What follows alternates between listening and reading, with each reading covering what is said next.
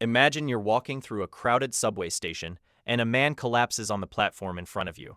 Dozens of people are around. People glance over. Some slow their pace. A few look at each other. And then, almost without anyone deciding to, everyone keeps walking. Not because they're cruel, not because they don't care, but because something deep in the wiring of the human social brain switches off the moment other people are present. This is not a modern phenomenon. It's not a symptom of urban indifference or smartphone addiction or the collapse of community. It's older than all of that. And it's been operating inside human psychology for as long as humans have lived in groups. The science behind it is unsettling, and the history that launched the research is even more so. On the night of March 13, 1964, a 28-year-old woman named Kitty Genovese was returning home from her job managing a bar in Queens, New York. It was around 3 in the morning when a man named Winston Moseley followed her from her car and stabbed her twice in the back. She screamed. Lights came on in the apartment building above her. Moseley ran. And then, when no one came outside and no police arrived, he came back. He found her in a hallway, stabbed her again, sexually assaulted her, and left her to die. She was dead by the time help finally arrived. What happened next had nothing to do with Kitty Genovese herself, and everything to do with a newspaper story that would change the course of psychology. The New York Times ran a front-page article claiming that 38 neighbors had watched the attack from their windows and done nothing.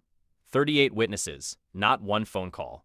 The story caused national outrage and launched 1,000 editorials about the coldness of city life and the death of human decency. 2 social psychologists named John Darley and Bibb Latané read that article and asked a different question. Not why were those people so heartless, but what if it wasn't heartlessness at all? What if the presence of 38 witnesses was itself the reason nobody helped? That question sent them into a laboratory, and what they found rewrote the way we understand human behavior in groups. Before getting to the experiments, though, the Genovese story itself deserves a correction. Because the version that launched 50 years of research was wrong in almost every major detail. Subsequent investigations by journalists and researchers found that the figure of 38 silent witnesses was a fabrication, or at minimum a dramatic exaggeration. About a dozen neighbors were actually aware of some part of the attack. 2 of them called the police. One woman named Sophie Farrar ran to Genovese's side while Moseley was still potentially in the building, holding her as she died. Genovese's own brother, Bill, spent years producing a documentary called The Witness that systematically dismantled the original Times reporting. The story, as first told, was sensationalism dressed as sociology, but the psychological research it inspired turned out to be real. Darley and Latané ran their first major experiment in 1968. They recruited college students at New York University and told them they were participating in a study on the personal problems of college life. Each student was placed in a small room and connected to other participants through an intercom. The rooms were arranged so that it was clear other students were nearby. During the discussion, one voice on the intercom began to sound distressed, then increasingly desperate, describing what seemed like a seizure. In the condition where the participant believed they were the only person who could hear what was happening, 85% of them left to get help within the first minute. But when participants believed there were 4 other people also listening, that number dropped to 31%. Same emergency, same sounds, same person in apparent distress, just more witnesses. And the result was fewer people who helped. What they had documented was something they called diffusion of responsibility. The logic runs like this. When you're alone and someone needs help, the responsibility belongs entirely to you. You know it. You feel it. But when you're surrounded by other people, that responsibility gets distributed across everyone present, and each individual's personal share of it shrinks. Nobody decides this consciously. No one thinks, there are 40 people here, so I am only 1/40th responsible for this outcome. But the feeling arrives anyway, quiet and automatic, and it's enough to delay action until the moment passes. Enough people waiting for someone else to act, and nobody acts at all. But diffusion of responsibility is only one part of what's happening. There's a second mechanism that Darley and Latané identified, and in some ways it's more unsettling than the first. They called it pluralistic ignorance. The idea is that when an emergency is ambiguous, people look to the people around them to figure out how to interpret what they're seeing. Is this a real emergency or just an argument? Is that person actually hurt or just drunk? And here's where the spiral begins. Everyone is doing the same thing simultaneously, scanning the faces of strangers for a cue about how alarmed to be. And because everyone is trying to appear calm while they assess the situation, everyone sees calm faces. So everyone concludes that the situation must not be that serious. A room full of people who are each privately worried, collectively performing unconcern, and each one reading that collective unconcern as evidence that there's nothing to worry about. Darley and Latané tested this directly with a now famous smoke experiment. A participant was placed in a room, either alone or with 2 other people who were secretly part of the research team. Smoke began filtering into the room through a vent. When alone, 75% of participants got up and reported the smoke within 2 minutes. But when seated with two Confederates who had been instructed to ignore the smoke and keep filling out their forms, only 10% of real participants reported it at all. The majority sat in a room filling with smoke, glancing at the other two people and deciding it was probably fine, because nobody else seemed concerned. This is pluralistic ignorance at its sharpest. The crowd doesn't have to be actively discouraging help. It just has to be doing nothing, and that nothing becomes the social signal everyone follows. Darley and Latané eventually built a 5-step model to explain exactly where in the decision chain intervention breaks down. Step 1. You have to notice that something is happening. Step 2. You have to interpret it as an emergency. Step 3. You have to feel personally responsible. Step 4. You have to believe you have the ability to help. Step 5. You have to actually make the decision to act. The bystander effect can derail any one of these steps. Crowds make it easier to miss what's happening because attention is divided. Ambiguity exploits pluralistic ignorance at step 2. Diffusion of responsibility kills step 3. And the fear of looking foolish in front of others, what researchers call audience inhibition, can stop people even after they've cleared the first 4 steps. That fear of embarrassment is worth pausing on, because in a non-emergency situation, rushing to help and turning out to be wrong is genuinely mortifying. You interrupted a couple arguing. You called an ambulance for someone who was just tired. You made a scene. In a crowd, the social cost of a false alarm feels much higher than in private, because the audience is right there, watching you misjudge the situation. So people hedge. They wait for more information. They wait for someone else to go first so that if it turns out to be nothing, the embarrassment is shared. And while everyone is waiting for everyone else, the window closes. The bystander effect was treated for decades as something close to a universal law of human social behavior. The more people, the less help. Full stop. But more recent research has complicated that picture considerably, and in ways that are actually encouraging. A landmark 2019 study led by researcher Richard Philpott analyzed over 200 sets of surveillance footage from public emergencies in the United Kingdom, the Netherlands, and South Africa. Real footage, not laboratory simulations. Real emergencies involving real people who had no idea they were being studied.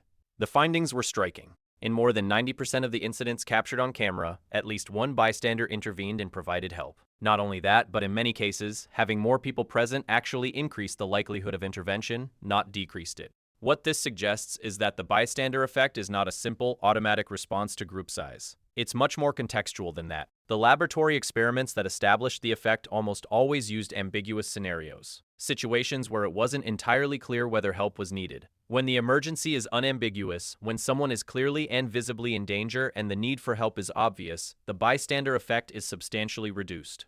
When bystanders have relevant skills, when they feel competent to help, it's reduced further. The 2011 meta-analysis of 7,700 participants drawn from 60 years of studies confirmed this directly. The bystander effect was most robust in non-dangerous ambiguous situations and significantly weaker in dangerous ones. It's not that humans are indifferent. It's that ambiguity and perceived social risk are a toxic combination. Understanding the conditions under which the bystander effect operates also reveals a straightforward way to defeat it. The intervention of even a single person is usually enough to break the cycle entirely. When one person acts, the ambiguity dissolves. The social signal shifts from, everyone is calm so this must be fine, to someone is helping so this must be real. Pluralistic ignorance collapses the moment one person contradicts it. And studies on helping behavior have found that once a single bystander steps forward, others tend to follow almost immediately. The inertia of collective inaction can be broken by one individual deciding, in the face of everyone's apparent calm, that they're going to act anyway. That decision changes everything for everyone else in the crowd. There's also a specific strategy that researchers have identified for anyone who finds themselves in need of help in a crowd and understands the psychology working against them. Rather than making a general appeal to the group, the research strongly recommends singling out one individual directly. Point to a specific person.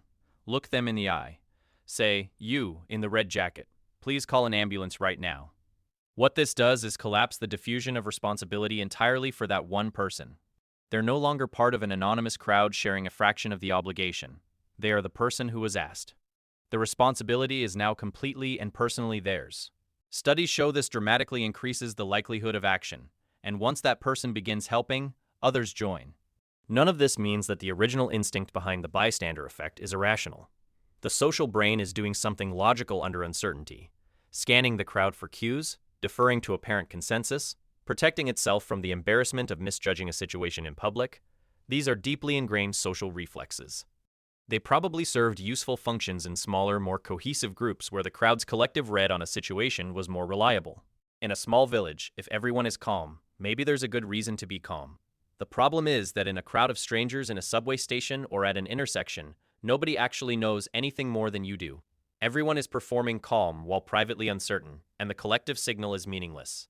But it feels meaningful. It feels like information. The original Kitty Genovese story got the facts wrong, but the instinct behind the research it inspired was right. Something genuinely strange happens to human moral behavior in crowds. The case that launched the research turned out to be more complicated than the headlines suggested, but the phenomenon the headlines pointed toward was real, and it had been real long before March of 1964. Darley himself said that when he and Latané first proposed their theory, people were resistant because it seemed to let the 38 witnesses off the hook morally. Explaining a behavior isn't the same as excusing it, and understanding exactly why people fail to help in groups doesn't make the failure less serious. It just makes it more preventable. Researchers have since studied the bystander effect in workplaces, in schools, in online environments where harassment plays out in front of hundreds of silent observers. And in every setting, the core architecture is the same. Presence of others, ambiguity, diffusion of responsibility, pluralistic ignorance, and audience inhibition. The contexts change. The psychological machinery doesn't. Online bystanders watching harassment unfold in a comment thread and saying nothing because others are also saying nothing are operating on the same mechanism as someone standing on a platform, watching a man collapse and assuming someone else will handle it. The surface looks different. The wiring underneath is identical. There's a certain discomfort that comes with knowing about the bystander effect, because knowing about it doesn't automatically immunize you against it. The processes that produce it operate below the level of deliberate reasoning. You can understand diffusion of responsibility completely and still feel the pull of it the next time you're standing in a crowd wondering why nobody else is reacting.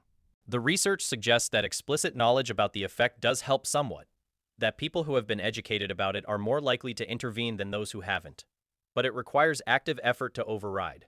It requires in the moment deciding to disregard the social signal that everyone around you is giving off and trust your own read of the situation instead. What the decades of research since Darley and Latané keep revealing is that the bystander effect is less about cruelty or apathy than it is about the limits of social reasoning under pressure. Humans are extraordinarily tuned to read and respond to other humans, and that tuning usually serves the group well. In a crowd of strangers in an ambiguous emergency, it quietly and efficiently produces paralysis. The brain is doing what it's built to do. It's using the behavior of others as information. It just so happens that in exactly this kind of situation, everyone else's behavior is worthless as information, because everyone else is doing exactly the same thing, looking at you, waiting for a signal that neither of you is willing to give first. On that night in Queens in 1964, the story that got told was about human indifference and the death of community. The story the research actually tells is more nuanced and, in a strange way, more hopeful. People aren't hardwired to walk past someone who's suffering. They're hardwired to read social situations, and sometimes that machinery gets turned against the very person who needs it most. But that machinery can be interrupted. One direct question, one clear assignment of responsibility, one person who decides not to wait for the crowd's permission, and the whole calculus shifts.